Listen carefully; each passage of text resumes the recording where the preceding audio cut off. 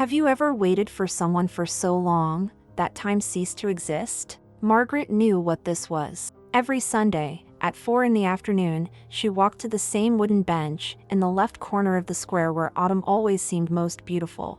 It didn't matter if it was cold, if it rained, or if the whole world was distracted by her urgencies, she was there, quiet, with a book on her lap and her eyes full of a past that only she knew. She sat on that same bench for 50 years until, one day, he just appeared. You might be thinking, but who waits that long for someone? The answer is simple: someone who truly loved, someone who believed more in promises than in silence, more in memory than in absence. And Margaret, she believed. This story is not just any romance. It's about loyalty. It's about time. It's about that kind of love that many people doubt even exists. But it exists. Because what happens in this square, on this bench, in this silent wait, is heartbreaking. What if I told you that this wait began with a promise made between two young people in love, and that this promise survived decades, oceans of silence, entire lives that followed completely opposite paths? As the world turned, Margaret remained. An ordinary woman, with slow steps and a deep gaze, but who hid within herself a story like those we only hear in films, or, if you're lucky, right here, in this video. What James left behind when he left, and what he brought back when he returned, you'll find out now. But first, look again at the image of that bench. It just looks like weathered wood. But for Margaret, it was an altar. A sacred place where she found herself with the memory of what she lived, and with the hope of what could still happen. Stay here, because what comes next changes everything. Stories like Margaret and James's are not just remembered, they are felt. They touch deep because they talk about something rare, a love that crosses time, silence, absence, and remains. This video is a reminder that true love still exists, even when everything seems to say otherwise. And showing that stories like this matter is simple. Like it now and subscribe to the channel. Here, each gesture keeps the flame of what is truly worth feeling alive. And the most exciting thing is yet to come. Margaret was 18 when she met James. It was summer in the small town of Elmswood, and the world still seemed like a place where anything was possible. She wore floral dresses, loved reading old romance novels, and believed deeply in the kind of love that transforms lives. He was 20, lived in the house next to her mother's bookstore, and had that serene way of someone who observes the world before acting. Intelligent, with a low voice and deep eyes, James was the kind of man who didn't need to promise much, just one look was enough to make Margaret believe everything. And she believed. They met for the first time right there, on that bench in the square, on a late Sunday afternoon. It wasn't a planned meeting, but it seemed written. He was sitting, reading an old newspaper, when she came over to rest from her walk. A shy conversation about the weather, then about books, and before they knew it, they were already sharing childhood stories and dreams about the future. It was as if two distracted souls had recognized each other, in the comfortable silence that only exists when the heart feels at home. Margaret and James began to meet every Sunday. The park bench became the starting point for everything: college plans, letters exchanged, first statements. She said that bench was the only place in the world where she felt like everything made sense. He smiled, and replied that while she was there, the rest of the world could wait. And then, on that afternoon that remained etched in both of their memories, he held her hands and said, "If life ever separates us, every Sunday, on that same bench, I will wait for you." She laughed, not knowing that that innocent oath would span decades. They promised this with the lightness of those who love without fear, without imagining that destiny was listening and that it would have its own plans. At that time, there were no cell phones, internet, or easy ways to stay in touch. Everything was more fragile and more intense. Love required presence, constancy, and faith. And they had it all, until they didn't. James received unexpected news. His sick father needed him on the other side of the country. In a matter of days, he would have to leave. There was no time for big goodbyes. Just a letter left in a hurry, and that last kiss on the park bench, with the flavor of promise and contained pain. Margaret returned there the following Sunday. And the other. And the next. She believed. I believed because when a love is true, it doesn't end, it just changes form. The bench, once a meeting place, became an altar of nostalgia. And as the city changed, as time passed, it remained. Sitting, in silence, as if every wind that blew could bring back the presence that never stopped waiting. Little by little, people in the city began to notice. "There goes Margaret to the bank," they said. Some found it strange, others romantic. But no one could ignore it. That woman, growing old before everyone's eyes, was like a living reminder that there was still something pure in the world. A love that did not demand immediate reciprocity, but that survived only on hope. She never stopped, believing in that promise made so many years ago, in a summer that now seemed to belong to another life. That's why this video matters, because telling this story is more than remembering an old romance. It is an act of resistance. It is to show that, even in times of liquid love, there are those who still believe in the value of a given word, in the strength of waiting, in the beauty of a memory that insists on living. This type of love, the love that resists, that remains, that waits, is what touches, heals, and transforms. Here, every detail matters. The name discreetly engraved on the back of the seat. The flowers she took on special occasions. The silence of Sunday mornings, broken only by the sound of falling leaves. Everything was a ritual, a pact with the past. A reminder that time can take away almost everything, except what the heart refuses to let die. So, if this story is touching you in some way, if it reminded you of someone, of some moment, of a love that still pulses even in silence, don't keep it to yourself. Commenting below is more than an exchange, it's keeping this kind of feeling alive. Saying what you felt, sharing a memory, is like adding another petal to this invisible garden of emotions that we all carry. It happened so fast it seemed like a lie. One day he was there, waiting for Margaret with that usual smile and eyes full of the future. The next, there was just a bitter silence in the air. James was never one to make a fuss. Even in the most intense moments, he preferred gestures to speech. But what happened that week was out of his control, and hers, too. James' family received news that turned everything upside down. His father was seriously ill, and the move to another state would be immediate. There was no time for long goodbyes, explanations, or plans. He tried to see her one last time, tried to find a way to really say goodbye, but all he managed was to hurriedly write a letter. And in that letter, there was more pain than words. The shaky handwriting, the broken sentences, and at the end, the promise, "It doesn't matter where I am. Every Sunday, on that same bench, at 4 in the afternoon, that's where I'll be. Even if it's just in my thoughts. Even if it's just in my heart." Margaret received the letter 2 days after leaving. He read and reread until the paper softened between his fingers. The world seemed to slow down, as if it was waiting for her to understand what that meant. James was gone, without a goodbye kiss, without a tight hug, without a chance to look into his eyes and say everything that was still stuck in your throat. But there was that promise, and that was enough, for now. The following Sunday, she walked to the park bench. The same route, the same blue dress he loved. He sat down and waited. He waited like someone who believes, like someone who doesn't accept that love can simply evaporate without warning. He didn't appear, of course not, but Margaret felt something there. As if his absence had a real weight, an invisible presence sitting next to her. It was as if James was there, silently, keeping their pact. And it was this feeling that made her come back. The following week, and in all the others that would come, the bank became a symbol. It was no longer just wood and worn paint. It was the last place she saw him, and the only one where she could still see him with her eyes closed. It became a meeting point between past and present, between what was and what could still be. Margaret, even with her heart crushed by the distance, chose to believe. Because for those who truly love, there is not enough distance to erase a living memory. And James' memory was not only alive, it was all that was left. The days turned into months, the months, years.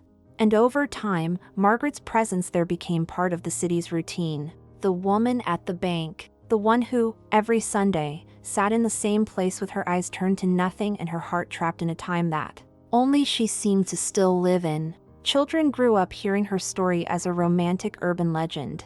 The older ones were moved to see her there, standing firm even when the weather seemed to punish her steps. She brought flowers to his birthday. He kept the letter like a treasure. Sometimes he wrote response letters and kept them in his pocket, as if at some point he could deliver them. Every Sunday, she sat with the same posture, with the same hope, even as the years began to bend her body and turn her hair gray, because something inside her refused to give up. It wasn't crazy. It was love, real love, faithful love, love that doesn't need an audience to exist. And over time, that square stopped being just a public space and started to carry a special aura. People slowed down as they passed by. Some left flowers near the bench. Others just watched, silently, trying to understand how someone could wait so long for someone who might never return. But Margaret didn't expect applause or explanations. She didn't want to understand, she just wanted to keep feeling. And perhaps this is the most beautiful part of this story. Because Margaret wasn't just waiting for James, she was caring for his memory, keeping the part of you he touched alive, nurturing the promise they made as two young people full of dreams. And in doing so, she also inspired others to remember that love doesn't die at a distance. He dies when he is forgotten, and she refused to forget. If this story is moving you, it's because there's something in it that speaks to your truth. Love has this power, it connects what seemed distant, rekindles what seemed erased. And sharing this isn't just commenting on a video. It's continuing the current of emotion that makes stories like this exist. Leave your mark here. Say what you felt. Tell us what this wait reminded you of. Because, like Margaret, many people live in silence a love that still pulses, and perhaps your words will be the push someone needs to not give up believing. And if you haven't left your like yet, now is the time. This is not just a video. It's a safe space for those who feel too much. Sign up too. Stories like this still have a lot to reveal, and Margaret and James' reunion is closer than it seems. Time, that silent sculptor, passed over Margaret as it passes over us all. Gently at first, then with more force, as if wanting to test how much she could hold inside. The Sundays kept coming. And she kept going, not out of obligation, but out of loyalty. Because true love has no deadline. It only changes shape, but it remains, even if only in memory. Margaret, over the years, tried to follow. Life, as we know, waits for no one. She studied, worked, faced the routines and pain that maturity brings. Married, he had children. But he never, not for a second, stopped loving James. The wedding was serene, respectful, but never overwhelming. She made a point of not deceiving anyone. The love of her life had been someone else. And even though life has given you other companions, no other has occupied the same space in your heart. Because this space was already sealed, inviolable. It was his. It always was. And so, even during the years of motherhood, of working twice as hard, of sleepless nights, she found a way. Every Sunday, at 4 in the afternoon, Margaret would walk across town to the same square, sit on the same bench, and stay there. Waiting for a ghost that only she saw. Waiting for a memory only she could touch. Rain, snow, scorching sun, she would go. Sometimes with flowers, sometimes with books, sometimes just with silence. The children grew up accustomed to this ritual. At first, they asked who she was waiting for. Afterwards, they learned to respect without questioning. They knew that this strong woman, who raised them with dignity and love, also carried a story that could not be put into words. It was something deeper. A feeling that, although it couldn't be explained, could be felt in the air as she passed by. Because Margaret carried James' presence with her. In every lost look, in every discreet smile, every time I sat on the bench and waited, even if he never showed any sign of life again. The city, which before I had only observed with curiosity, little by little began to understand, and to respect. Margaret became a symbol. Living legend. The woman at the bank. The one who waited years for someone who was gone, but never disappeared from her heart. Generations were renewed, but it remained. And over time, even those who never believed in love stories began to soften before that scene. Some older residents told their story with a mix of charm and melancholy. Young couples passed by and often remained silent, as if they were afraid that any word could break the magic of that moment. Children asked questions, Tourists took photos, but Margaret never looked at anyone. His eyes were always fixed on a point that no one else saw. A point between now and what once was, between what she lost and what might still come back. Sometimes, on special dates, someone would leave a note or a flower next to the bench, as if to say, "I believe too." Other times, strangers would stop to ask if she needed help.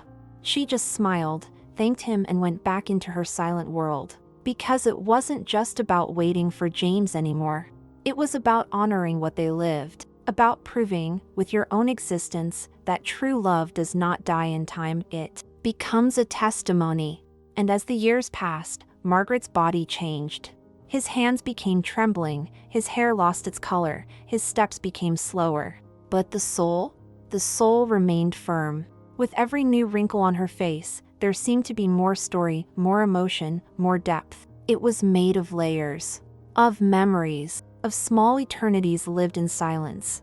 Each Sunday was a rewritten chapter of a promise she refused to abandon. At this point in life, many people would have given up, but not Margaret. She knew what she felt, and even without answers, without letters, without any sign of James, she believed. Because those who love with this intensity do not depend on physical presence. It depends on the truth, and their love was always true.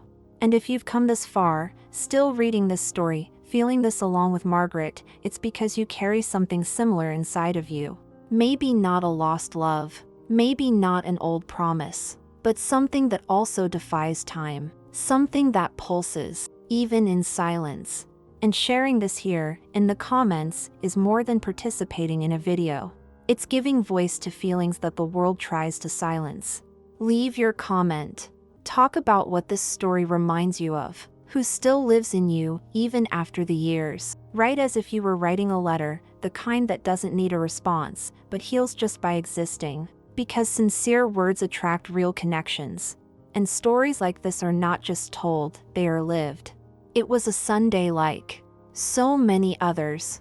The city already knew that scene by heart. The sky, in soft shades of orange and gold, seemed to paint the perfect frame for another chapter in Margaret's silent story. At 68 years old, she no longer walked as lightly as before, but the firmness was still there. His steps were short, slow, but full of meaning, as if every movement to the bank was a living declaration of fidelity, to the promise, to love, to time. She carried with her the same ritual as always, a folded handkerchief, a freshly plucked flower from the garden, and the battered book in which she had marked James's favorite passage years ago. He sat as he had done for decades. She carefully adjusted her dress, placed the flower at her side, and fixed her eyes on the horizon. The square was emptier than usual, the silence thicker, as if something was about to happen. She felt it in the air, and this kind of intuition, when it comes from someone you love, is never by chance. The seconds seemed to stretch out. The breeze danced between the trees, and the dry leaves made a light rustle, almost like whispers. Margaret took a deep breath. The smell of the flowers, the sound of birds returning to their nests, the soft warmth of the late afternoon light on her skin, everything seemed common, but, at the same time, different. As if time had held its breath. And then, it happened. She didn't see him enter the square. But he felt it, like a living memory passing through the air, like an old, scratched record that suddenly starts playing again in the exact part where it left off. Margaret slowly turned her face, and that was when she saw him. An elderly man, with hesitant steps, walking carefully, as if every inch of the way required effort or reverence. He walked towards her with a look that mixed fear, longing, and something Margaret knew very well, love. She froze. My heart accelerated in a way that hadn't happened in a long time. The eyes, moist, searched for details that could confirm what the heart was already screaming. And all it took was a moment. That smile was enough. He smiled like he did when he was young, half to the side, as if he were about to tell a secret. And that's when she knew. Before he even said a word. Before any explanation, any apology, any tears. It was James. After 50 years. It was him. Margaret couldn't move. His hands were shaking, but not out of fear. It was pure emotion. It was the avalanche of memories that was released inside her. breaking all the dams of time. James stopped a few steps away. His eyes were red, teary, but his face had a peace that she had never seen in him before. As if the simple fact of being there, in front of her, was enough to justify the wait, the pain, the years. Neither of them said anything right away. The silence spoke for them. It was a dense silence, full of words that didn't need to be said. James's eyes roamed over every new feature on her face. The wrinkles, the white hair, the sunken eyes, all of this told a story that he didn't live, but that he now felt was his own. Margaret, in turn, saw in him the same 20-year-old boy who promised to return. The hair was thinner, the body was more fragile, but the look was the same. Unmistakable. And that alone was enough. He finally broke the silence. With a choked voice, he just said, "You stayed." And she replied, without hesitation, "You promised." It was enough to make the tears fall. Not just from their eyes, but from everyone who, by chance, watched that scene from afar. Because yes, some people were there. And yes, they knew exactly who those two figures were in front of the bench. It was the reunion that seemed impossible. The return that everyone expected, but that only Margaret truly believed. James sat down next to her gently, as if afraid to break the spell. And for a few seconds, they just stayed there, side by side, hands almost touching, breathing the same air, sharing the same silence. It was as if time had gone backwards. As if, by a miracle, everything was in the right place again. And the most impressive thing was realizing that even after everything, the love was still there. Not like it was before, but as it needed to be now, mature, suffering, deep. A love that survived oceans away, decades of silence, a life that insisted on following other paths. And now he was there, alive, ready to start over. Stories like this touch you deeply because they carry a truth that cannot be explained, you can only feel it. When love stands the test of time, when it crosses decades and returns in the silence of an evening, it is not just remembered, it is celebrated. And every detail of this reunion, every held breath, every tear that flows without asking permission, confirms that love, when it's real, doesn't disappear, it just waits for the right moment to reappear.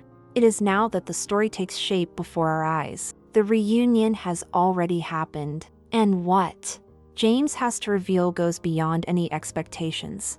This is the type of narrative that deserves to be felt together, shared with those who still believe in the power of a promise. Commenting here is continuing the thread of this emotion. It's giving voice to what beats in the chest of those who recognize a love that won't be erased. James returned, but what he has to say has yet to be told. James's presence at Margaret's side was, in itself, a silent miracle. But what he carried with him, hidden in his sunken eyes and choked voice, was something even deeper. It was the truth she had waited 50 years to hear. And when he finally began to speak, each word seemed to rip apart decades of silence. He said that, shortly after moving in, he was in a serious car accident. He was on his way to visit his father in the hospital when everything happened. The vehicle skidded on the wet road and overturned. James was between life and death. It was months in a coma, a state between nothing and almost.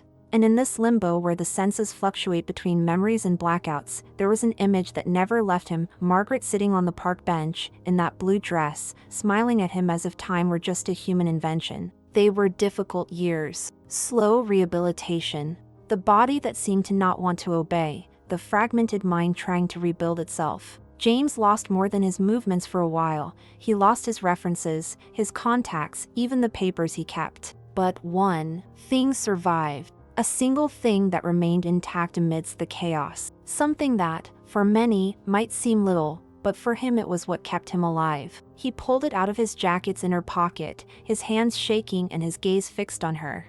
A folded piece of paper, yellowed with age but still intact. The letter. The last letter Margaret had written to him, even when she had hoped he would respond. She recognized her right away. The words written in his firm handwriting, the signature in the corner, the little hand-drawn flower. This was more than paper. It was pure memory. It was preserved faith. And there he was, back, showing that he never forgot, who never stopped looking for her, who spent the last few years trying to put together the pieces of his own story just to get back to that bank, just to fulfill the promise that destiny tried to keep silent. Margaret listened in silence, eyes full of water, but without spilling. It was as if she was reliving, in seconds, everything she had felt for 5 decades. And now, face to face with the explanation she never had, with the absence she always tried to justify in silence, she could only feel one thing: relief. A relief that couldn't fit in my chest, because it all made sense. The pain, the absence, the waiting, now had a name, a face, and, finally, answers. James continued. He said that, as soon as he recovered part of his memory, he returned to the old city, but everything had changed. The houses, the names on the signs, even the faces on the streets. The little Elmswood of his youth had grown up, and with that he lost track of Margaret. He looked through records, tried to talk to old neighbors, until one day he heard, in a market, 2 ladies commenting on the woman who still waits at the bank every Sunday, like clockwork. In that instant, he knew. There was no doubt. It was her.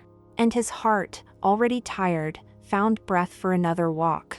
Margaret heard everything without interrupting, as if every piece of that story needed to be felt calmly. The man in front of her was no longer the 20-year-old young man she exchanged promises with, but he was still James.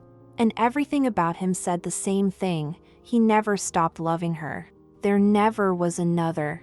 There was never room for anyone else. Even in the lost years, even in the absence of everything, her image was what kept him going. The bank, he said, was what saved his sanity. The memory of that place, that promise, was what gave meaning to the colorless days. That's what brought him back.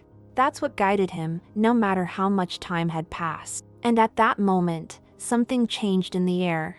The whole city could have stopped, but there, on that bench, there were only 2 hearts beating to the same beat. Margaret took the letter from his hands, ran her fingers over the words as if they were alive, and then held his hand for the first time in half a century. There was no rush, there was no fear, just a silent certainty. Everything that needed to be said was already there. The revelation didn't just fill in the gaps in the past, it rekindled something that never ceased to exist.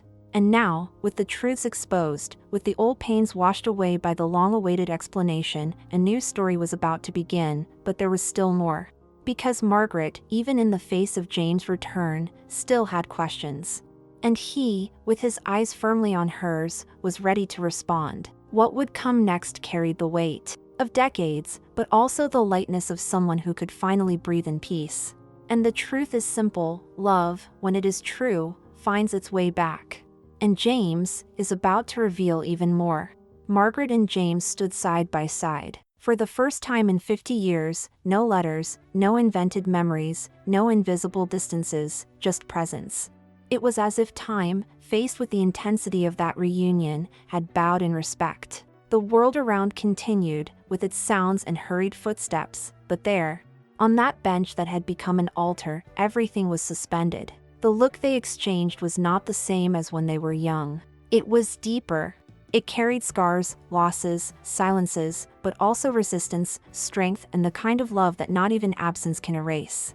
They didn't need words. Sometimes love is so old, so true, that language becomes unnecessary. They just looked at each other.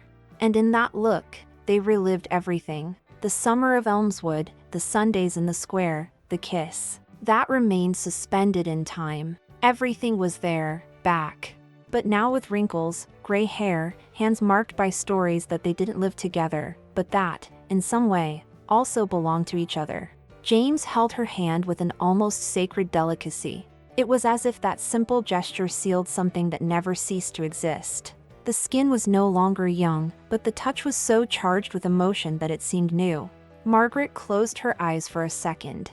Not because I wanted to escape reality, but because, at that moment, reality was too intense to be faced with open eyes. She felt the warmth of his hand, the same warmth she had sought in dreams for so many years. And then, without any announcement, the two sat down. The same bank. The same place where, half a century earlier, they had made a promise. And now, sitting like two survivors of love, they were there, completing a cycle that neither time, nor fate, nor pain could stop. It was as if the entire universe had conspired for that moment. Every choice, every obstacle, every silence, everything had led to this reunion. Not as a reissue of the past, but as the creation of a new present. Margaret rested her head on his shoulder. James closed his eyes. No sound was made, but the silence was as eloquent as a symphony. Leaves fell in slow motion, the wind whispered through the trees, and memories danced among them like gentle ghosts. The park bench, previously just a scene of nostalgia, was now witness to a new beginning. For a few minutes, or maybe it was hours, they remained there, absorbing each other's presence, rediscovering each other through touch, smell, energy that never left. Margaret felt her heart quiet like she hadn't felt in decades. It was as if each beat said, "Now yes." James, in turn, seemed lighter. As if carrying that letter for 50 years was finally worth it. As if, at that very moment, he had regained everything he thought he had lost. And then he whispered, almost in a whisper, "You never left me." Margaret smiled, without opening her eyes. And he replied, "You were always here." And it was true. Because when love is real, it doesn't need to be present to be felt. It becomes a gesture, a landscape, a routine. And now, with the two of them there, side by side, it was as if love had become a body again, and not just a memory. People passing through the square slowed down. Some smiled discreetly, others were moved. They knew who they were. They knew the story. And now they were witnessing the moment when the past and the present finally embraced. She was a kind of beauty you don't see every day. A type of reunion that heals not only those involved, but everyone who believes that love, even dormant, one day awakens. On that bench, where one day they said goodbye, it was also where destiny decided to say welcome back. The phrase was not said out loud, but it echoed in the air as if it were part of the landscape. A closure that was not an end, but a new beginning. An arrival point that was also a starting point. And now that this reunion happened before your eyes, this story continues to pulsate here. Because love stories like this don't just live in the past. They survive when they are shared, commented on, felt by other hearts. Recording here what you felt, what you experienced together with Margaret and James, is more than participating, it is immortalizing. It's transforming emotion into real connection. Leaving a like is a simple gesture, but full of meaning. It's saying that true stories still matter. That deep feelings still deserve a voice. That real reunion still makes sense. Love that stands the test of time deserves to be lived more than once, and that's exactly what happens here. Each story told on this channel carries truth, emotion, and reunions that remain in the soul. Registration guarantees a front row seat to the next emotions, the next hearts touched, the next promises that destiny insists on fulfilling. Now it's time to transform feeling into presence. Comment below, love always finds the way. This phrase immortalizes what was felt, and whoever writes is part of this story too. The next story is already on the way, and it carries a secret capable of touching even deeper. Real emotion continues here, where each chapter sparks something that was dormant. Prepare your heart, because what comes now will also leave marks.